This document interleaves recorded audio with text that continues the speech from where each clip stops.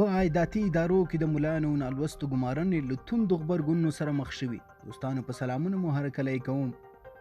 تان د مالیې وزارت په لسګونه عایداتي بنسټونو کې د طالبانو له لوري د یو شمېر ملایانو او غیر مسلکي نالوستو کسانو په بستونو ګمارل شوي دي.